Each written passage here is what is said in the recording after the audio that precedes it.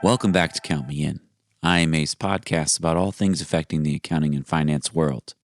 I'm your host, Adam Larson, and this is episode 164 of our series. Today's featured guest is Gordon Van Wechel. Gordon is president of the Alchemy Consulting Group. He is a business marketing strategist, and he helps firms recognize the true business value, grow their business, and provide strategic support to professionals in business.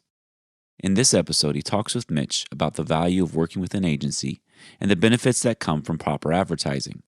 Keep listening as we head over to the conversation now.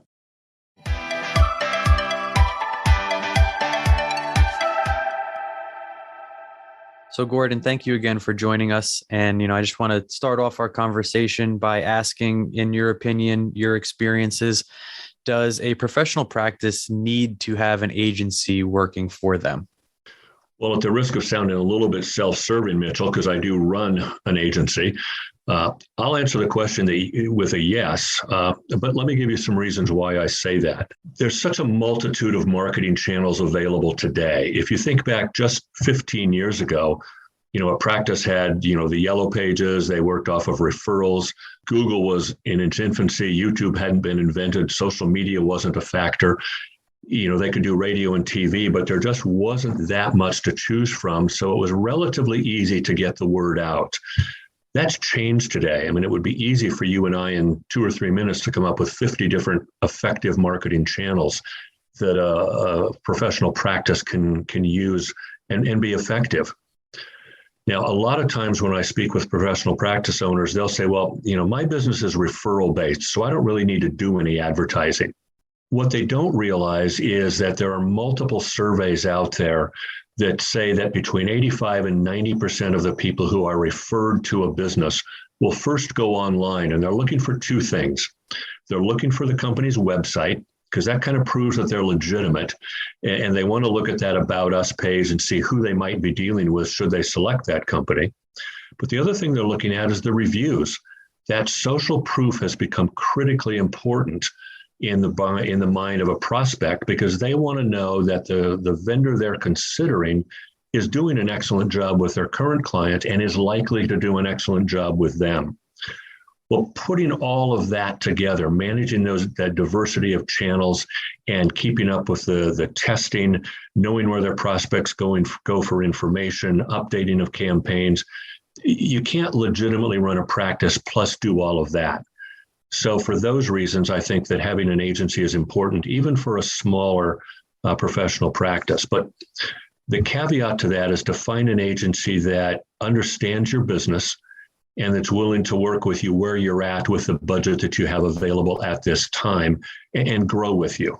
So I think you've probably already addressed 2 of the answers or possible answers to my next question, but you mentioned relying on referrals and then potentially budget concerns. My next question is, what are some of the biggest mistakes that you see professional practices make for those that do pursue some form of marketing? What are some of the obstacles or challenges that you find to be most familiar? Sure.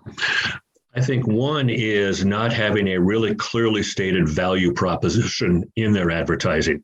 The value proposition is, why should I choose you versus the multitude of other firms that are available to me in the local marketplace? Something that we enjoy doing with a new client or even a prospect is we'll have them open up their website and take a screenshot of the homepage, the portion that's above the fold that a prospect can see when they open up the website. Take a picture of that and print it out, and then do the same thing with 4 or 5 or 6 of their competitors. And what they'll be surprised to see is how similar all of those websites are. They all promise the same things. They all use the same platitudes and generalities. Many times, the only difference between those pages is the phone number. And if that's the case, then what your prospect is left with is the impression that everybody is the same. And if everybody's the same, all that prospect's going to be concerned about is who's going to give me the service for the cheapest price. And that's a war that I don't want to get into, and I don't think many business owners do. Nobody wants to be in the race to the bottom. So not having that clearly stated value proposition. And in today's marketplace, the absolutely most effective way to state that is in a little short 60 to 75-second video of the business owner looking right into the camera and saying, here's who I am, here's who my firm is, here's what we do, and here's why you should consider using us. And just 1, 2, 3 bullet points, whatever that value proposition is, and state it as clearly and succinctly as possible, and literally in 60 to 75 seconds. Any longer than that, and people aren't gonna listen. So taking that a step further, what is the most overlooked marketing channel professional practices could be using more effectively? Based on what you just shared, it feels like potentially a lot of practices are very interested in the social media. Maybe their website is their go-to. From your experience, what kind of gets overlooked and really should be focused on better? Well, let's assume that a firm has a decent basic website in place, and it doesn't have to be a $10,000 or $12,000 major investment. It's got to be something that, as I just said, states their value proposition clearly and gives a person some insight into what the firm stands for and who some of the people are. Assuming that's in place and they have a Google business page that's in place and optimized, that's the foundation. The next most overlooked step is retargeting. Now, retargeting is a form of paid advertising. If you're not familiar with that term, you've certainly experienced retargeting if you've ever shopped on eBay or Amazon or really most any of the major retail websites anymore. You look at a product, but you don't buy it. You see ads for that product for the next week or 10 days. Well, you've been retargeted. Retargeting, I like to tell our clients, is the single most powerful advertising you can do because it makes all of your other advertising more effective. And if you think about it for a minute, most of us, when we do marketing for our company, we're trying to drive traffic to that website. That's our 24/7 salesperson. But when people visit that website, Google will tell us that 96% of the time, they don't take an action. They don't fill out a form. They don't click to call. If you have those links on your site, they don't pick up the phone and call. They leave. Well, with retargeting, you can keep your brand, your business name in front of them for a period of time, a week, 10 days, 2 weeks, however long the normal person takes to make a decision for your product or service. So retargeting is critical. Related to retargeting are banner ads. Now, banner ads are similar to retargeting ads. They look the same. They're ads that you see on websites. But with the sensor economy that we live in today, we can really very finely hone in on target markets with those ads. I mean, I was doing a presentation a couple of weeks ago, a live presentation, and I joked with the audience that if they wanted to target housewives between the ages of 35 and 45 with 2 children at home who drove a Volvo and ate Yoplait yogurt, I could put them in front of that audience in their town. That's how precisely we can target things these days. So for a professional practice that understands who their customers are, we can very easily expose their brand to those customers and prospects through banner ad campaigns. And then the other aspect of paid advertising is Google Ads. And a lot of firms have had a bad experience with that, but that's because of the complexity of Google Ads. And that again goes back to your first question, Mitchell. If somebody's going to launch down that path of spending money with Google, they really want to have an experienced agency managing that for them. But I think the most overlooked marketing channels are paid ads. A lot of companies will jump into search engine optimization, and I'm not going to minimize the importance of that. But the reality is that's a long-term play. You can spend a lot of money over 8 to 12 months to get some of your keywords highly ranked on Google. And a lot of firms don't want to spend the money and not get the more immediate ROI. Well, this paid advertising campaigns will give them that immediate ROI. Now, obviously, this is paid advertising. So we're looking for the firm to spend some kind of money with an agency to get the name out there. You also mentioned just recently that one of the bigger mistakes that some businesses make is potentially going out of budget or, not spending money in the right place with the right agency or such. So when it comes to firms, and a lot of our listeners work for those smaller businesses that you were discussing earlier, what would be an appropriate practice for spending on advertising? A lot of agencies will tell you spend as much as you can, or they'll come up with some trite phrase that says, well, if you spend $100 and get $110 in return on it, that was a good spend. Well, that makes no sense at all. That doesn't cover your cost of goods or your labor or your operating overhead. What we consult with our clients is to first understand what's the average transaction value in your company. And just a very simple example, let's say you prepare tax returns for $500. Now, that's low for a business return, I understand, but just as a round number, let's say you prepare a tax return for $500 and you keep a client on an average for 5 years. So that's $500 a year times 5 years, that's $2,500. So the lifetime value of a client in your practice then is $2,500. So the advertising budget question is, how much are you willing to spend to acquire a $2,500 client? And frequently, firms will spend more than the initial transaction value to acquire that client because they know that the average is $2,500. Now, I've had people throw up their arms and say, oh, but we don't keep everybody for 5 years. And that's true. But you also keep some for more than 5 years. We're talking averages here. And the $500 example is overly simplified because most companies have multiple tiers of services and products that they offer. So you have to figure out what your average transaction value is in each of those tiers and judge it accordingly. But to calculate your budget, you want to really understand those numbers. And then you as the business owner have to determine how much are you willing to spend to acquire that new customer. But here's a rule that we found to be true. In the 18 years we've been in business, and I think it's true across every market niche, finance and accounting, home improvement trades, medical practices. The company that can spend the most to acquire a new customer will win the market share battle every time.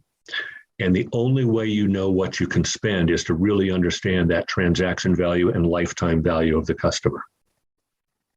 No, that makes a lot of sense. And the example you shared, while maybe oversimplified, certainly makes it very easy to translate to whatever the business is that our listeners are working in.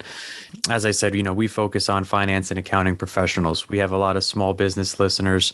We also have those who, if they're in business on their own or aspire to be entrepreneurs and in business on their own, a big part of that is kind of taking one project and then going on to something else down the road, right? So I think a big question is, if I'm running my own business, I'm focusing on my own marketing, so on and so forth, but this is not my lifelong play. I have some aspirations of potentially moving on to something else. What should I be doing today? What kind of considerations should I have, short-term or long-term, for the sustainability of the business as it is now, getting ready to move on to the next phase of my own business? Yeah, I think all of us that start businesses do so with the ultimate idea that we're probably going to sell it. We're going to fund our retirement or our kids' education or whatever, or we're just entrepreneurs and we want to do something different in life. And what we see in the Alchemy Transition side of our business, where we help business owners prepare their businesses for sale, is one consistent fact is, as business owners, we tend to use a rear view mirror. We look back with understandable pride on all of the things that we've created, the people that we've developed, the market that we've developed, all of the things that we've done to make our company the profitable enterprise that it is. But a buyer doesn't care about that. A buyer is looking at, what's the future cash flow of this business if I own it, and what's my ROI going to be based on the amount I spend to acquire it. So when we consult with business owners who are thinking about transitioning their business in the next 3 to 10 years, we have 8 different value drivers that we use to help them prepare that business for sale. Let me just summarize a couple of them. One is recurring revenue. Recurring revenue is not the same as repeat business. Recurring revenue is where you have people that have committed to paying something every month or every quarter for your services. I'll give you an example. We are working with a CPA firm who has a focus on a niche with real estate professionals and real estate investors. And so what we've done is help them create 3 tiers of support for those customers.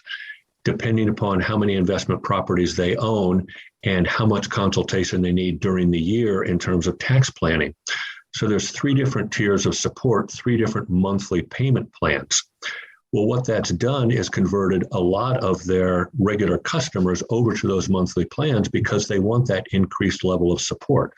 It's not just, here's my paperwork, please prepare my taxes. It's, okay, I'm buying these next 3 properties. How do I need to structure them? I'm selling 4 properties this year. How are we going to make sure we don't have to overpay on taxes?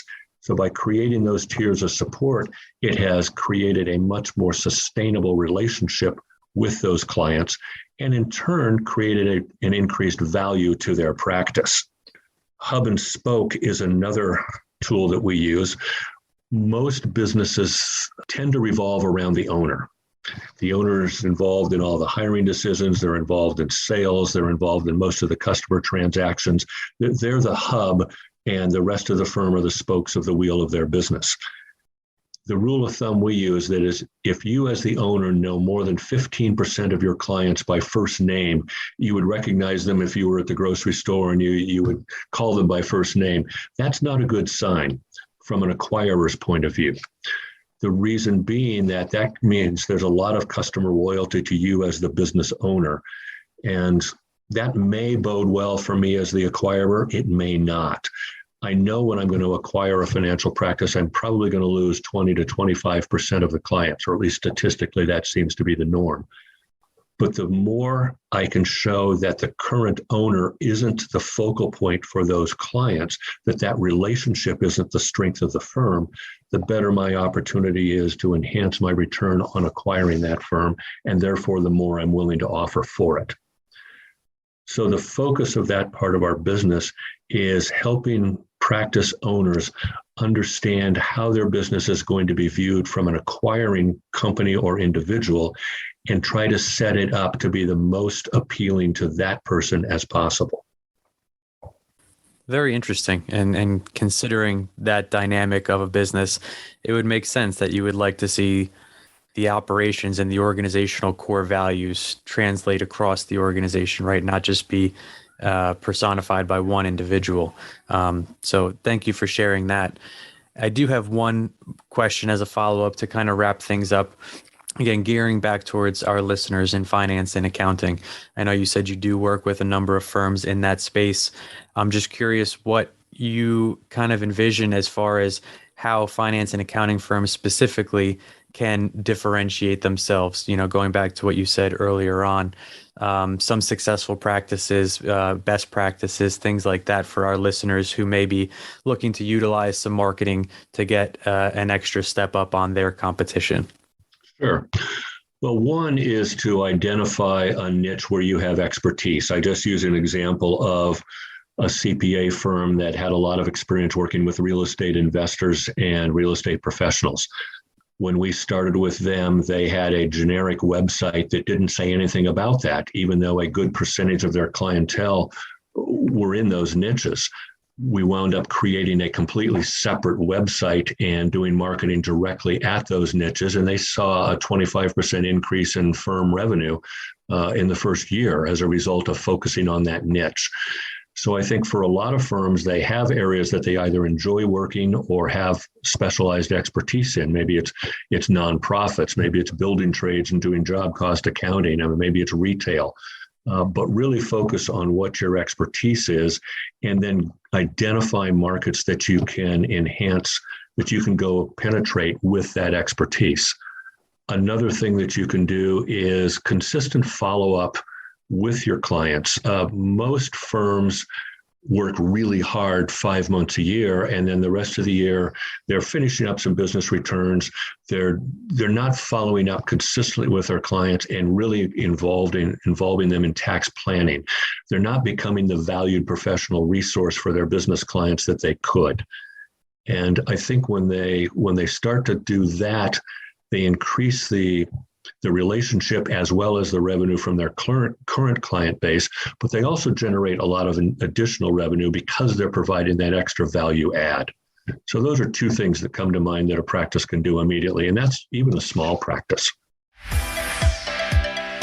This has been Count Me In, IMA's podcast, providing you with the latest perspectives of thought leaders from the accounting and finance profession. If you like what you heard and you'd like to be counted in for more relevant accounting and finance education, visit IMA's website at www.imanet.org.